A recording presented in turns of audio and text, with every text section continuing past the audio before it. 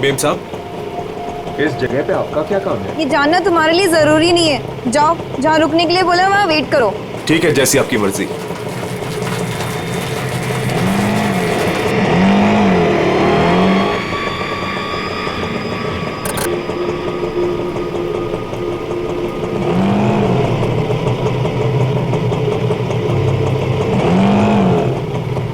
अरे तुम गए नहीं अभी तक, जाओ। जी मेम साहब।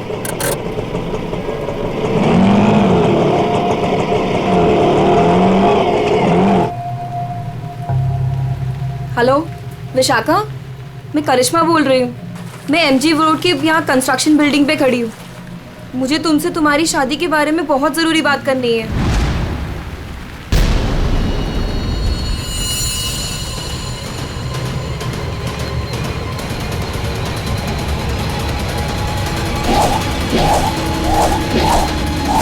मेम साहब, मेम साहब, मेम साहब, कहाँ चली गई?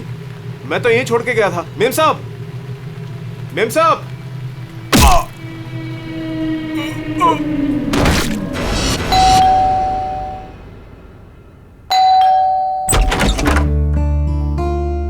अरे आप इतनी जल्दी आ गए ऑफिस से? आज हाँ, आज काम कुछ कम था। ये लो, आते आते तुम्हारे लिए कुछ साग सब्जियां लाया हूँ और इसे फ्रीजर में रख दो। विशाखा के लिए लाया हूँ, उसे आइसक्रीम पसंद है ना? आज आपकी लाडली ये खाने वाली नहीं है। पर क्यों? आज सुबह से ही उदास है, खुद को कमरे में बंद कर रखा है और खाना भी नहीं खाया उसने। तुमने उसे कुछ कह दिया क्या? मैं क्या कहूँगी, लेकिन हाँ, आज सुबह किसी का फोन आया था।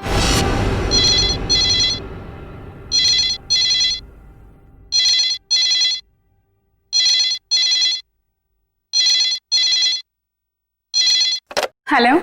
हेलो, विशाखा बोल रही हो? जी हाँ, विशाखा बोल रही हूँ। देखो, मुझे तुमसे बहुत ज़रूरी बात करनी है। ये बात तुम्हारी शादी के बारे में है। शादी? कौन सी शादी? मुझे इस बारे में कोई बात नहीं करनी है। प्लीज मुझे दोबारा कॉल मत कीजिए।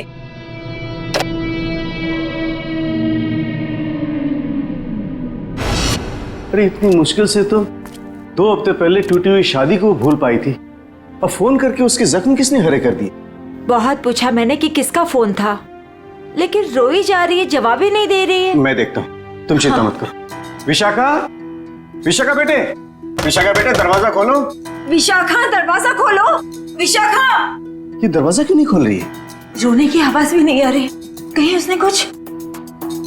अरे तुम विशाखा को नहीं पहचानती क्या? वो ऐसा कुछ नहीं करेगी। विशाखा बेटा, दरवाजा खोलो बेटे।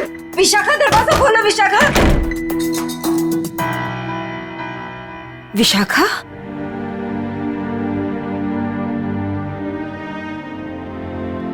विशाखा बेटे, वो शादी वाले फोन कॉल से चिंता में है ना तू?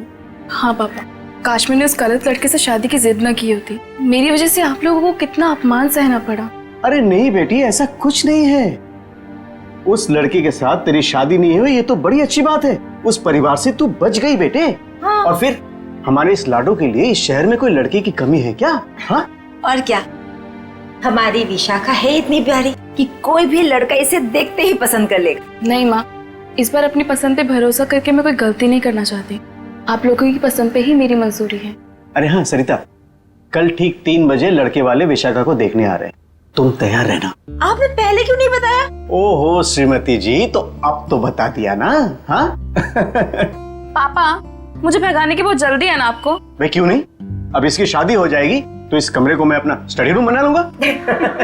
अच्छा, तो मैं भी अपना रूम लॉक करके जाऊंगी ससुराल।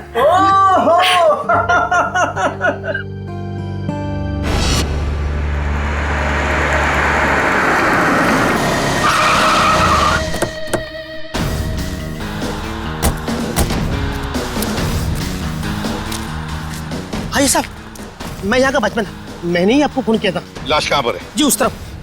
चलो दिखा। जी।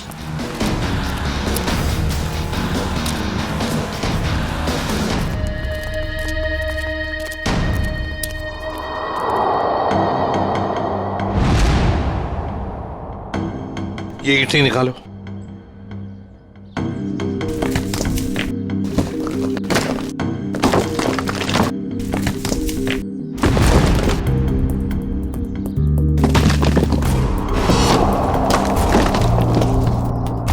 सर लगता है लाश को छुपाने की पूरी कोशिश की लेकिन पूरी तरह से कामयाब नहीं हुआ है। हाँ, छुपाने की तो बहुत कोशिश की है मगर जरूर कुछ ना कुछ तो भूल गया है वो। कोई ना कोई सुराग तो हमें जरूर मिलेगा। वैसे लाश ज्यादा पुरानी नहीं दिख रही है। एक काम करो, बाहर निकालो इसे आराम से, संभल के।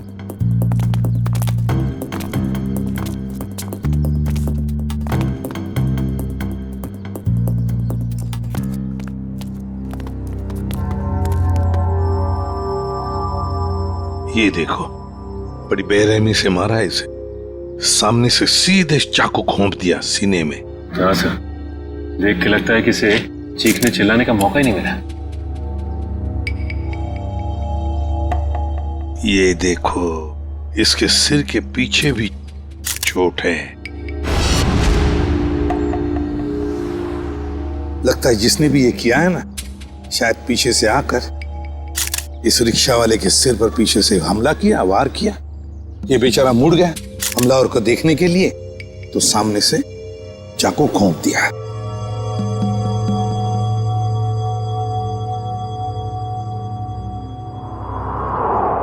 जेब में कुछ भी नहीं। लेकिन सर, कोई रिक्शा वाले को क्यों मारेगा? फ्रेडी, इस रिक्शा वाले को पैसे के लिए तो कोई नहीं मारेगा। हो सकता है इस रिक्शा वाले का किसी के साथ झगड़ा वगड़ा हुआ होगा या आपसी दुश्मनी हो, लेकिन अगर इसकी लाश यहाँ पर है, रिक्शा कहाँ पर होगी?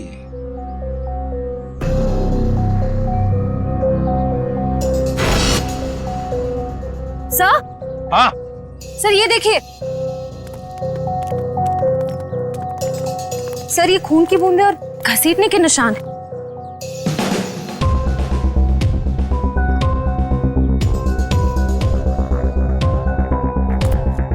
ये देखो, लगता है जिसने भी ये किया है, इस रिक्शा वाले को यहां से घसीट कर वो लेकर गया वहां ईंटों में छुपाने के लिए। वो क्या है?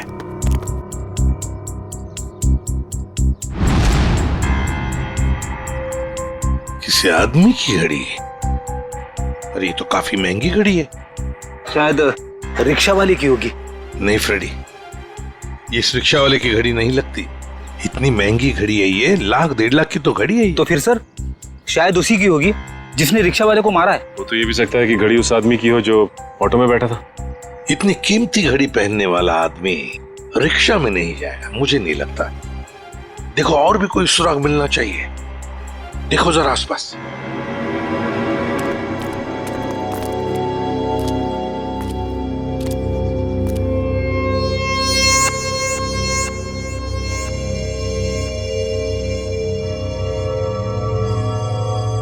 अरे सर, कुछ मिला? हाँ सर, किसी लड़की की ये डायमंड इयररिंग मिली है, यहाँ नीचे गिरी हुई थी। इयररिंग? इसका तो एक ही मतलब हो सकता है, जब ये हादसा हुआ तब कोई लड़की यहाँ पर मौजूद थी। तो खून लड़की ने किया? सचिन, पता नहीं खून किसने किया, लड़की ने या और किसी ने, लेकिन एक बात तो जरूर है कि ये लड़की उस रिक्शा वाले के साथ मौजूद थी। सर, हो सकता है ये लड़की उस ऑटो वाले की सवारी थी। लेकिन लड़की यहाँ ऐसी जगह क्या करने आई थी? कुछ ना कुछ तो और ही चक्कर है। जो भी हो, उस हादसे में जरूर हाथापाई हुई होगी, जिसकी वजह से वहां पर वो घड़ी मिली और अब ये ईयररिंग। ये केस तो बहुत पेचीदा हो गया। इतने सारे सवाल लेकिन जवाब इतने कम। सारे सवालों का जवाब इसी बिल्डिंग में है। इस बिल्डिंग को अच्छी तरह से छान मारते हैं। Let's go.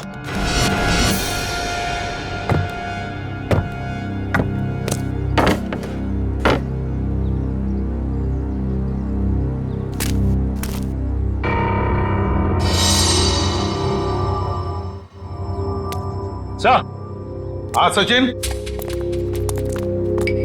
क्या हुआ? ये देखिए, सीढ़ियों पे खून की बूंदें।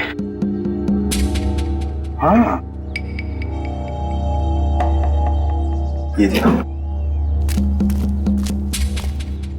सर ये तो बहुत ही अजीब बात है, लाश वहां पर और खून की बूंदें यहाँ। मुझे तो कुछ और ही आ रहा है दिमाग में। कहीं और एक लाश तो नहीं इस बिल्डिंग में? ऊपर चलकर देखते हैं, देखते ये खून के धब्बे कहां तक है।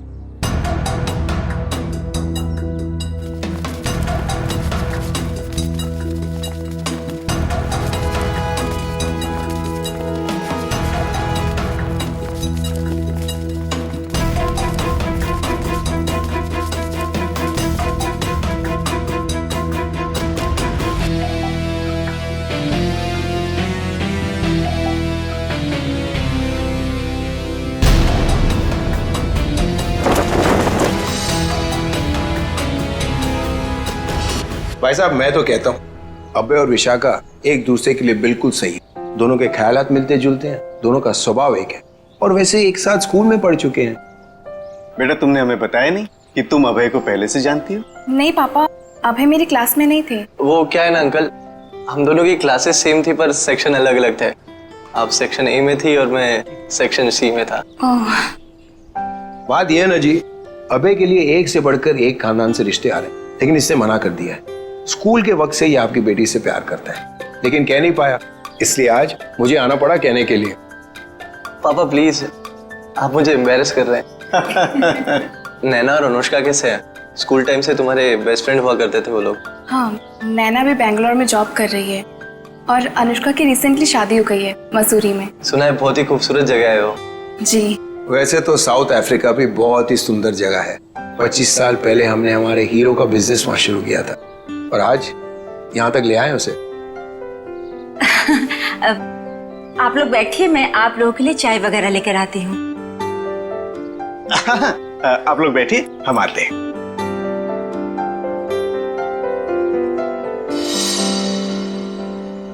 क्या बात है सरिता, क्या हुआ? देखिए, लड़का और परिवार तो मुझे अच्छे लग रहे हैं, लेकिन एक बार आप साफ साफ पूछ लीजिए, लेन देन की जो भी बात है। सरिता क्यों चिंता करती हो? देखो मुझे नहीं लगता कि धीरेन्द्र जी की कोई मांग है, और अगर होगी भी तो हम मांग पूरी कर देंगे ना। देखो सरिता, मेरी पेंशन है, तुम्हारे जेवर है, और अगर जरूरत पड़ी तो हम ये मकान बेच देंगे। आखिर हमारी एक ही बेटी है। ओफो, आप एक बार पूछ तो लीजिए ना, कहीं कोई बड़ी मांग रख दी तो। फिर तो ये रिश्ता नहीं हो पाएगा। खैर, अपनी किस्मत है, देखते हैं। चलो लीजिए भाई साहब। ये सब लाने की क्या जरूरत थी? इतनी तकलीफ क्यों की आपने? अरे क्या कहते हैं भाई साहब, ये तो कुछ भी नहीं है, ये तो आपको लेना ही पड़ेगा। चाय लीजिए। ये लो बेटे।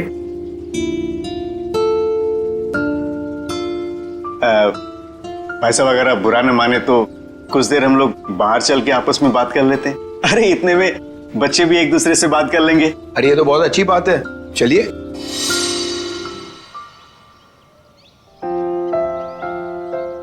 भाई साहब, आपका बेटा हमें बहुत पसंद है। मुझे भी बिल्कुल विशाखा जैसी बहू चाहिए थी। अगर विशाखा अभय को पसंद करे। उसकी फिक्र आप मत कीजिए, हमारी मंजूरी में ही उसके यहाँ है। ये तो बड़ी अच्छी बात है, तो मैं बात पक्की समझूं? जी जरूर। धीरेन्द्र जी, अगर आपकी कोई मांग हो तो आप मुझे। ये कैसी बात कर ली आप लोगों ने? अरे भाई, भगवान का दिया हुआ सब कुछ है हमारे पास। आपकी बेटी सिर्फ 2 जोड़ी कपड़ों में चाहिए, ये आप कर पाएंगे या नहीं? मुझे समझ में नहीं आता कि मैं आपका ये कर्ज कैसे चुका पाऊंगा। लेकिन हमारी एक शर्त है। शर्त? ये शादी 2 दिनों में हो जानी चाहिए। 2 दिनों में शादी की तैयारियां हम कैसे कर सकते हैं? देखिए, ये हमारी एक ही बेटी है, हम चाहते हैं कि उसकी शादी बड़े धूमधाम से हो, इसलिए थोड़ा अगर आप हमें वक्त दे दे तो। देखिए भाई साहब, मैं आपकी बात समझता हूँ, लेकिन 3 दिनों के अंदर मुझे साउथ अफ्रीका पहुंचना है। सिर्फ मेरे बेटे की वजह से मैं अपना पूरा कारोबार छोड़ के आया हूँ। अगर आप ये नहीं कर पाओगे तो ये रिश्ता नहीं होगा। हाँ? सोच लो आप लोग।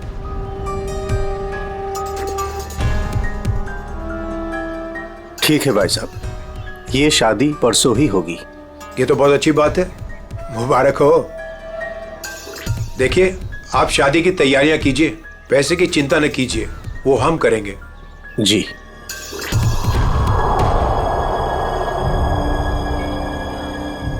कैसे? तुम चिंता मत करो सरिता, भगवान की जो मर्जी है वही होगा। चलो शादी की तैयारी करते हैं।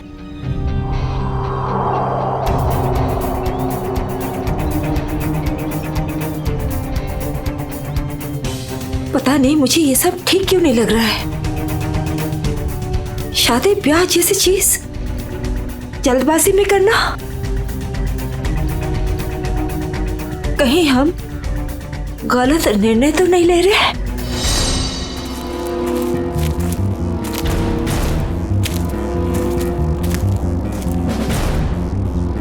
सर, इस लड़की का चेहरा तो पूरी तरह से बिगड़ चुका है। इसकी पहचान करना बहुत मुश्किल होगा। तो सर, लड़की के पास से ना ही कोई आइडेंटिफिकेशन मिला है, ना ही कोई मोबाइल। तो लाश को देख के लगता है कि इसकी और उस ऑटो ड्राइवर की मौत लगभग एक ही वक्त हुई है सर।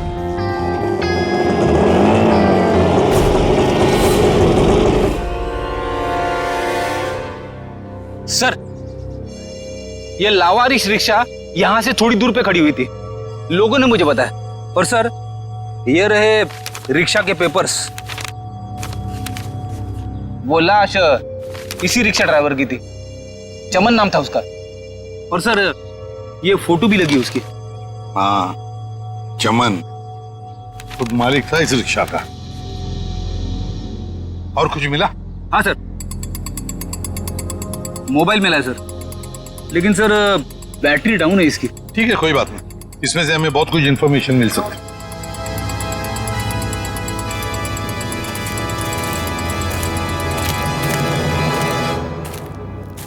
वॉचमैन होना यहाँ के कैसी ड्यूटी करते हो?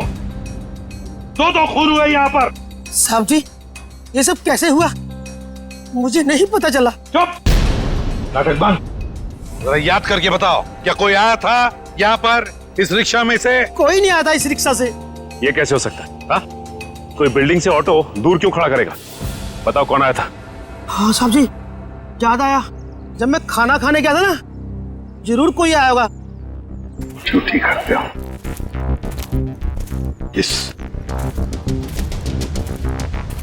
इस चमन की पूरी कुंडली निकालो।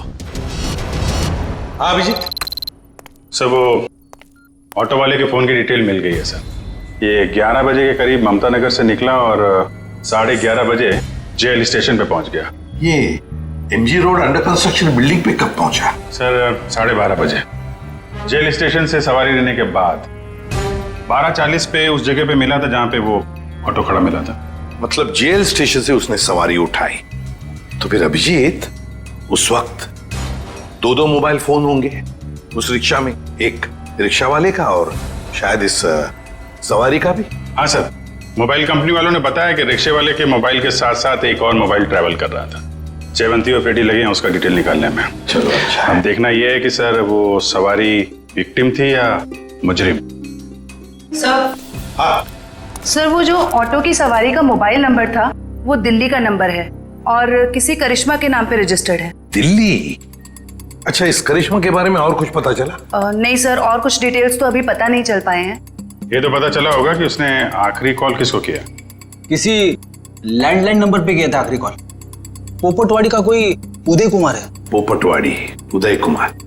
पंकज, काम करो, इस दिल्ली वाली करिश्मा के सारे डिटेल निकाल लो, पूरे के पूरे डिटेल।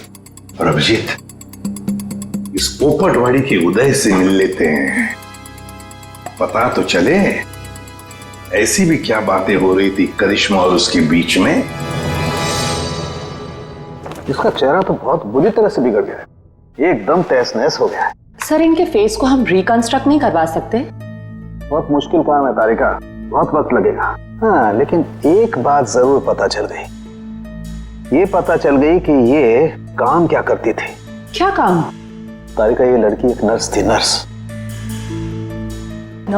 ये देखो, ये देख रहे हो, ये इसकी उंगलियों पर और ये अंगूठे पर ये कॉल। ये निशान तो ज्यादातर उन्हीं लोगों के हाथों में होता है ना जो दूसरों को इंजेक्शन देते हैं। एग्जैक्टली तारिका। अब मुझे लगता है ये खून या तो किसी बदले की भावना से किया गया है या फिर कोई प्यार व्यार का चक्कर। प्यार व्यार का चक्कर? तुमको ऐसा लगता है तो तुम फोरेंसिक आते ही क्यों? तुम अब से मत आया करो हमारे लैब में प्लीज। हाँ, अरे ये क्या? हाँ, और अभिजीत, तुम्हारे और मेरे बीच में जो भी था ना वो खत्म। प्यार का चक्कर। सीआईडी, यहाँ सब कुछ ठीक तो है ना? देखिए, आप फिक्र मत कीजिए, हमें पता है आपके घर में शादी का रस्म चल रहा है, लेकिन देखिए बात कुछ ज्यादा नहीं है, सिर्फ 2 मिनट की बात है। एक बात बताइए, कल लैंडलाइन पे कोई अनजान फोन आया था आपको? हाँ, मेरी बेटी विशाखा ने फोन उठाया था। जरा बुलाइए ना विशाखा को। विशाखा बेटी, 1 मिनट इधर आना। हाँ जी, 1 मिनट। जी पापा।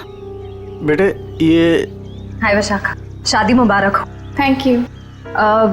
हम सीआईडी से हैं, मैं इंस्पेक्टर श्रेया। कल सुबह 10 बजे लैंडलाइन पे एक कॉल आया था। जी आया था। किसका फोन था? किसी करिश्मा का फोन था, बट मैं उसे नहीं जानती। अगर तुम उस लड़की को नहीं जानती हो तो उसने तुम्हें क्यों कॉल की? दरअसल वो मुझसे मिलना चाहती थी, पर मैंने उसे मना कर दिया। तुम तो कह रहे हो तुम उसे जानती तक नहीं, फिर भी वो तुमसे बात करना चाहती थी। कोई ना कोई तो वजह जरूर होगी, हैं?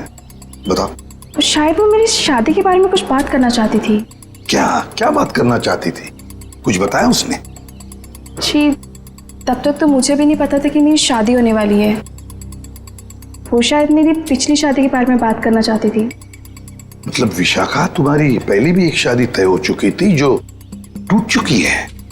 देखिए प्लीज, अगर इस बारे में इस वक्त बात न करें तो अच्छा होगा। बड़ी मुश्किल से उस सदमे से ये उभर पाई है। प्लीज। पापा, इट्स ओके, मुझे उस बात से कोई फर्क नहीं पड़ता है। पर आप इस फोन कॉल के बारे में मुझसे इतने सवाल क्यों पूछ रहे हैं? दरअसल बात यह है कि करिश्मा नाम की उस लड़की का। 1 मिनट में समझाता हूं। देखिए, ये करिश्मा जिसने फोन किया था यहाँ पर, हम उससे मिलना चाहते हैं एक केस के सिलसिले में। ये करिश्मा कोई मुजरिम है क्या? क्या इसने कोई जुल्म किया है और ये मुझसे क्यों बात करना चाहती है? देखो, करिश्मा मुजरिम है या नहीं ये अब तक तय नहीं हुआ है। खैर छोड़ो, आप लोग शादी की तैयारियां करो। और विशाखा, हम सब की तरफ से शादी मुबारक हो। Thank you.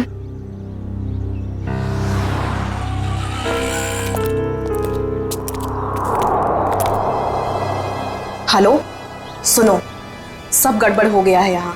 सीआईडी आ गई है। हाँ जी, क्या हाल है बॉस? फिर से बन गया चेहरा?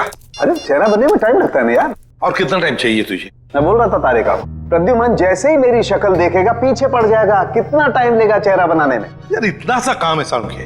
वैसे एक बात बताओ, आप लोगों को वाकई कुछ पता नहीं चला उस लड़की के बारे में? हमें इतना तो पता चल चुका है कि उस लड़की का नाम करिश्मा है और वो दिल्ली की रहने वाली थी। और अगर मैं ये बताऊं कि करिश्मा एक नर्स थी तो? सर, उस करिश्मा के बारे में नई बात पता चली सर। क्या? वो दिल्ली में 10 स्टार हॉस्पिटल में नर्स है। लो, ये बात अब बता रहे हैं, मैं कब की बता चुका ये बात। 10 स्टार हॉस्पिटल, दिल्ली। वाह यार अभय, बड़ी सुंदर दुल्हन मिली है तुझे, सच्ची। पता नहीं कहाँ से किस्मत लिखा के लाया है। अरे वो कहते हैं ना, लंगूर के हाथ में अंगूर। एग्जैक्टली।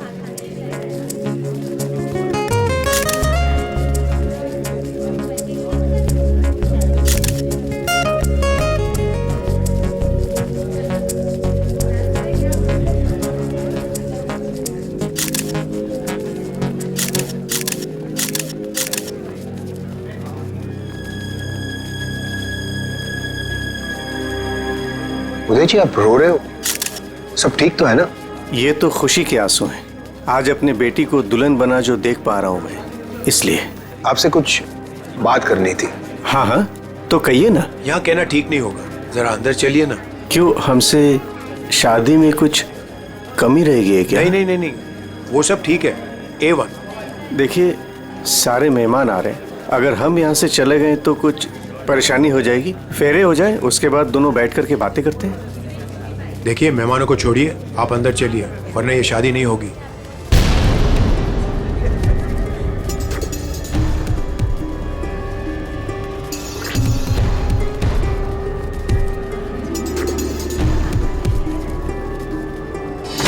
आइए उदय जी।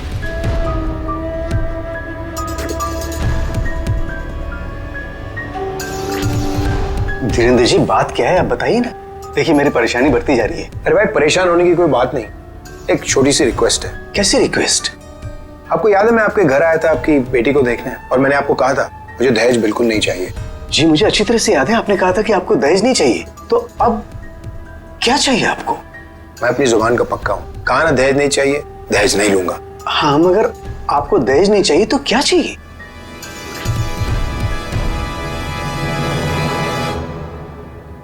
Kidney kidney kidney.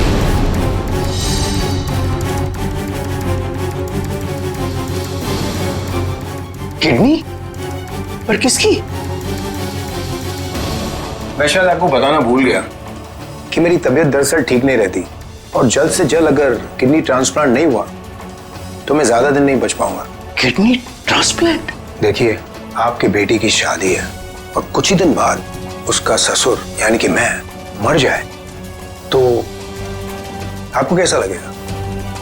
पर धीरेन्द्र जी मैं अपनी किडनी कैसे मेरा मतलब? मैंने पूरा पता लगा लिया है, हम दोनों की किडनीज मैच होती हैं। अच्छा तो इसका मतलब ये शादी ब्याह ये सब ढोंग है। दरअसल आपको मेरी किडनी चाहिए इसलिए आपने ये सब। अब फेरों में 2 घंटे और, बहुत समय आपके पास, सोच लीजिए। और वैसे भी हम दोनों एक परिवार का हिस्सा बनने जा रहे हैं तो एक परिवार वाले का फर्ज बनता है दूसरे परिवार वाले की जान बचाने का।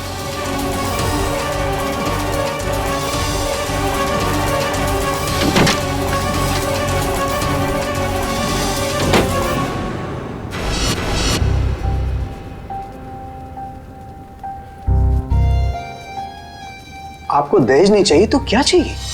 Kidney kidney kidney.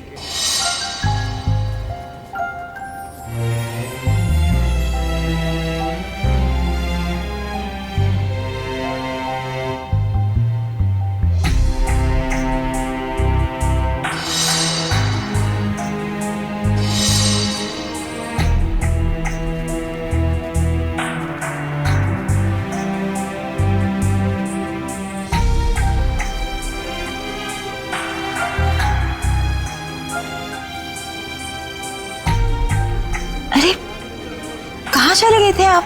कुमार साहब आए हैं अपनी पत्नी के साथ, वो आपको ढूंढ रहे थे। सरिता आओ मेरे साथ, 2 मिनट तुमसे बात करनी है। चलो।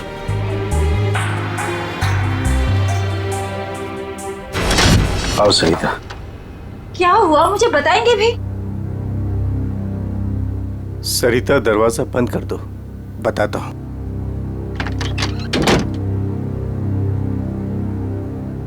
अभी तो बताइए, मुझे बहुत घबराहट हो रही है। धीरेन्द्र जी ने मुझसे कुछ मांगा है। पता था मुझे कि ये शादी दहेज लिए बिना हो ही नहीं सकती। वैसे कितने पैसे मांगे हैं उन्होंने? नहीं उन्होंने मुझसे पैसे नहीं मांगे।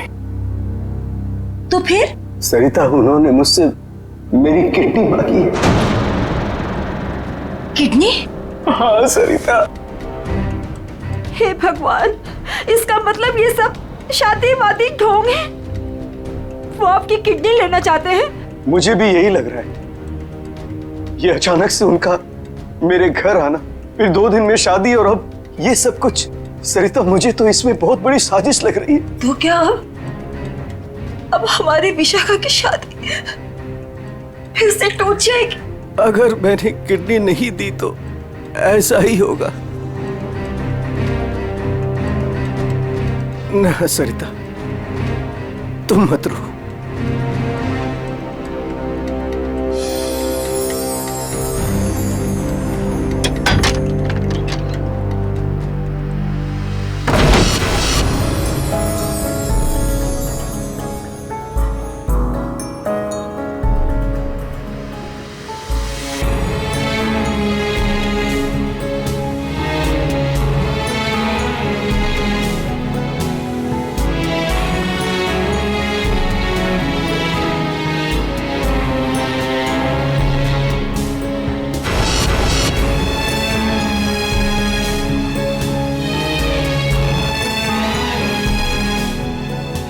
सारे मेहमान आ चुके हैं और अगर इस बार भी हमारी विशाखा की शादी नहीं हुई तो वो पूरी तरह टूट जाएगी। एक जख्म तो वो पहले ही खा चुकी है, लेकिन अब दोबारा वो बर्दाश्त नहीं कर पाएगी। मैं जानता हूं सरिता, तुम ठीक कह रही हो, इसलिए मैंने सोच लिया है, मैं अपनी किडनी दूंगा। हाँ सरिता। नहीं, अगर आपने किडनी दे दी तो आपका क्या होगा? मुझे कुछ नहीं होगा सरिता। और वैसे भी इंसान के शरीर में 2 किडनियां होती है जिससे उसका शरीर चलता है, लेकिन फिर भी इंसान एक किडनी के सहारे जी सकता है। मुझे ये सब कुछ ठीक नहीं लग रहा है। अगर कुछ ऊंच नीच हो गई तो मैं आपको खोना नहीं चाहती हूँ। नहीं सरिता, मुझे कुछ नहीं होगा, और अगर मुझे कुछ हो भी गया तो कम से कम मेरी आत्मा को ये सोचकर संतुष्टि तो मिलेगी ना कि मैंने अपनी बच्ची की खातिर उसके पैदाइश से लेकर के उसकी शादी तक सब कुछ किया। प्लीज।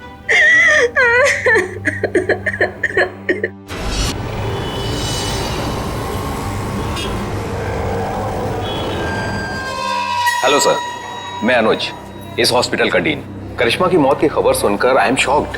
वो बहुत ही काबिल नर्स थी। वैसे डॉक्टर साहब, एक बात समझ में नहीं आ रही है, ये करिश्मा ने अचानक से छुट्टी क्यों ली और फिर यहाँ से मुंबई चली गई? कोई खास वजह थी क्या छुट्टी लेने? उसने छुट्टी ली और यहाँ से चली गई। अब यहाँ से जाने के बाद वो कहाँ गई, किस लिए गई, इसके बारे में हमें कुछ नहीं पता। देखिए, हम लोग करिश्मा के घर गए थे, लेकिन वहां से कोई ज्यादा जानकारी मिली नहीं है। क्या आप बता सकते हैं कि यहाँ पे करिश्मा को कोई सामान वगैरह पड़ा है? आप चाहें तो करिश्मा का लॉकर देख सकते हैं। जी हाँ, जरा दिखाइए लॉकर। आइए। चलिए।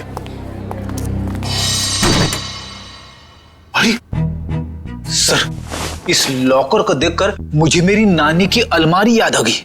वो भी अपना सारा सामान ऐसे ही ठूस ठूस के रखती थी। सर, ये तो किसी मरीज की मेडिकल रिपोर्ट है। किसकी फाइल है ये? दया? उदय कुमार। उदय? विशाखा के पिताजी उदय कुमार? कमाल है, इस फाइल को तो हॉस्पिटल के रिकॉर्ड रूम में होना चाहिए। ये करिश्मा के लॉकर में कैसे? मतलब ये करिश्मा उदय जी और उसके परिवार वालों को जानती थी? वो परिवार वाले तो बता रहे थे कि वो करिश्मा को जानते ही नहीं। जरा बताइए, किस चीज का इलाज चल रहा था उदय का?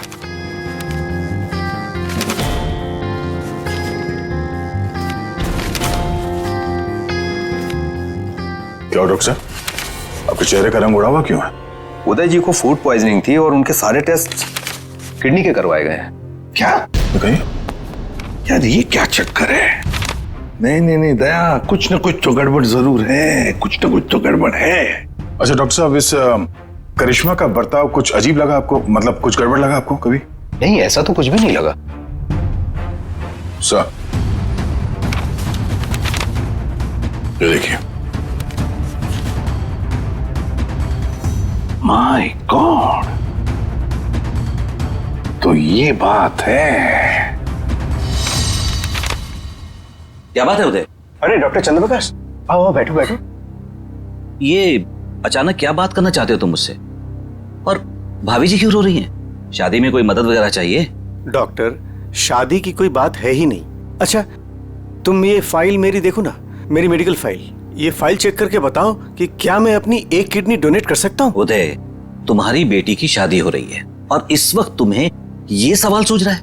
डॉक्टर, शादी न रुके इसलिए तो मैं ये बात पूछ रहा हूँ तुमसे। बताओ ना। क्या मतलब है? मतलब मैं बाद में तुम्हें समझाऊंगा। तुम पहले मुझे ये बताओ कि मैं एक किडनी के सहारे जी सकता हूँ या नहीं। बताओ डॉक्टर, मुझे प्लीज बताओ ना।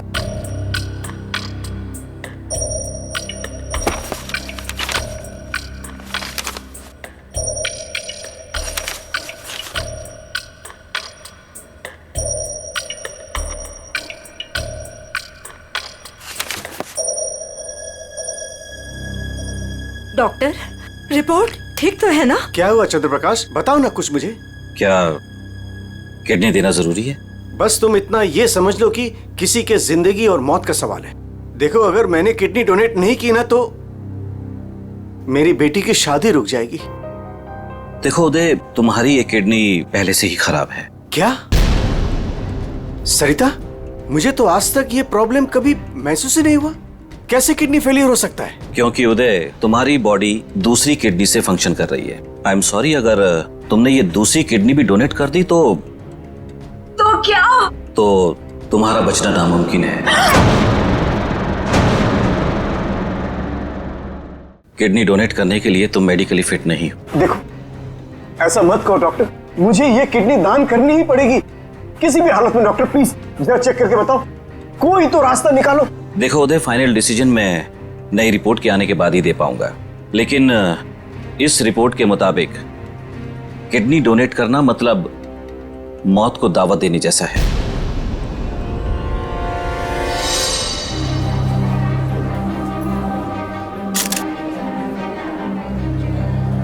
आओ। क्या हुआ माँ, आप परेशान लग रही हैं? नहीं, ऐसी कोई बात नहीं, फेरे का समय हो गया है, आओ।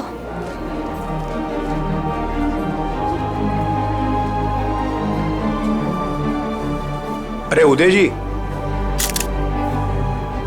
आप ही को ढूंढ रहा था। फेरे लगवाएं या फिर मैं बारात वापस? जी नहीं, बारात वापस ले जाने की नौबत नहीं आएगी।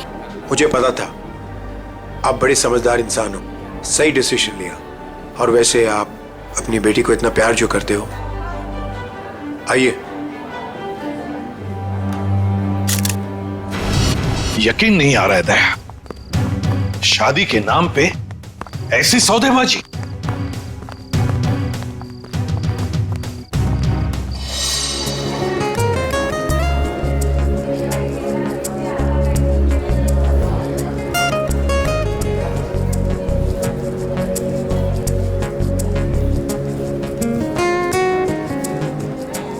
रुक जाइए। सरिता जी। जी। उदय जी कहाँ है? वो तो यही। कहाँ है उदय जी? यही तो थे, कहाँ चले गए? आप लोग यहाँ फिर से, क्या हुआ? हमारा उदय जी से बात करना बहुत जरूरी है, जरा बुलाइए उन्हें। उदय जी। उदय जी। कहाँ गए उदय जी? बुलाइए। मम्मी, पापा कहाँ चले गए? आपके पापा कहाँ हैं? इसका जवाब अब ये देंगे धीरेन्द्र जी। क्यों धीरेन्द्र जी, जवाब देंगे ना? मुझे कुछ नहीं पता।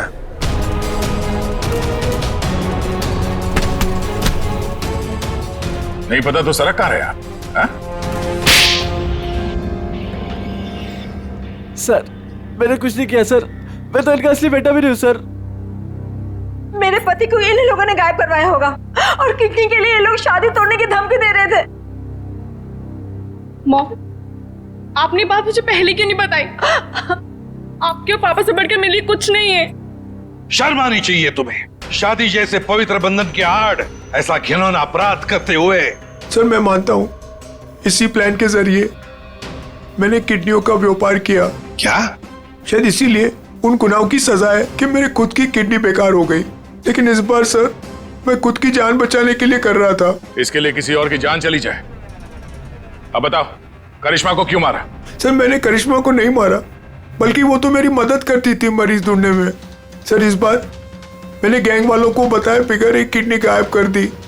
उसी बात को लेकर वो मुझे ब्लैकमेल कर रही थी कि वो बाकी गैंग वालों को और विशाखा को ये बात बता देगी। इसीलिए तुमने करिश्मा को मारा? इसीलिए? नहीं सर, मेरा यकीन मानो, मैंने उसे नहीं मारा। मुझे लगता है कि सर उसके मौत के पीछे मेरे बाकी गैंग वालों का हाथ है। कौन है तुम्हारे साथी? कहाँ लेकर गए उदय को? किडनी निकलवाने।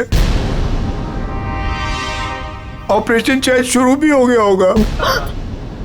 कहाँ हो रहा है ये किडनी निकालने का ऑपरेशन?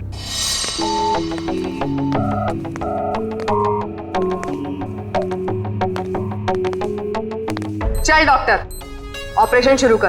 देखो तुम जो ये कर रहे हो ना, ठीक नहीं कर रहे हो। बकवास बंद कर और अपना काम कर जल्दी।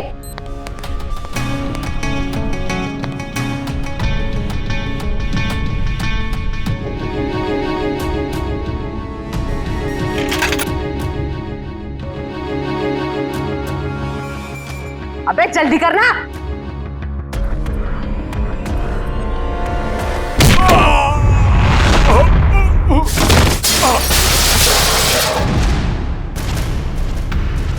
कौन है वहां? कौन है?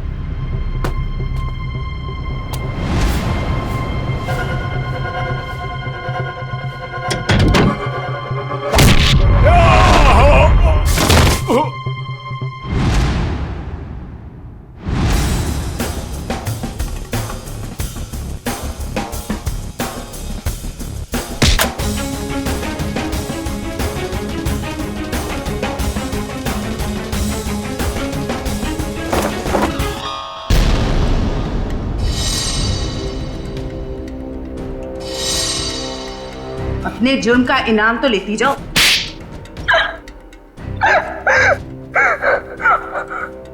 ये सारा षड्यंत्र हमने सिर्फ लोगों की किडनियां हथियाने के लिए किया है। ये सब पता है हमें। ये बताओ करिश्मा को क्यों मारा तुम? क्योंकि करिश्मा हमें धोखा दे रही थी। लेकिन तुमने करिश्मा का खून किया, ये बात तुमने धीरेन्द्र से क्यों छुपाई?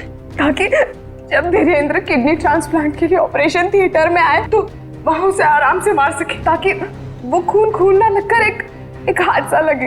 और उदय की किडनी तुम ऊंचे दाम में बेचना चाहती थी, क्योंकि उदय का blood group Bombay blood group है, एक रेयर ब्लड ग्रुप है ना? यही प्लान था सर, लेकिन आप सीआईडी वालों की वजह से वो सब चौपट हो गया। करिश्मा का खून और कितने सारे मासूम लोगों की किडनियों की चोरी, तुम्हें तो फांसी ही होगी। इतना काफी है तुम्हें फांसी के फंदे तक पहुंचाने के लिए।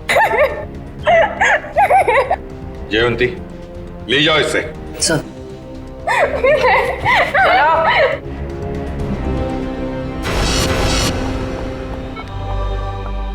कैसे आप? तबीयत कैसी है आपकी? पापा ठीक तो है आप? सरिता, विशाखा बेटी, तुम लोग रो क्यों रहे हो? क्या हुआ मुझे? मैं आपसे कभी बात नहीं करूंगी। आपको क्या लगा मेरी शादी आपकी जिंदगी से ज्यादा जरूरी है? ऐसी कोई बात नहीं। दरअसल मैं और सरिता, हम तो सिर्फ तुम्हारी खुशी चाहते हैं बेटे। मेरी खुशी आपसे है, आपसे है। माना बाकी लड़कियों की तरह मेरा भी सपना है कि मेरा भी एक अच्छा पति हो, लेकिन वो पति मुझे अपने पिता की कीमत पर बिल्कुल नहीं चाहिए। देखा उदय जी, आपकी बेटी विशाखा कितनी समझदार है, सियानी है और सही बोल रही है। एक बात हमेशा ध्यान में रखना, बेटी घर का सम्मान होती है, सुख होती है, खुशी होती है। उसके हाथ पीले करना तो सौभाग्य की बात होती है, लेकिन उसके लिए माता पिता को अपनी जान दांव पर लगाने की कोई जरूरत नहीं। एसीपी साहब, मैं आपसे वादा करता हूं, चाहे कुछ भी हो जाए, मगर मैं इंतजार करूंगा। अब की बार मैं अपनी बेटी का हाथ सिर्फ उसी को दूंगा जो इसके लायक हो। आप सबका बहुत बहुत शुक्रिया बेटी। Thank you very much.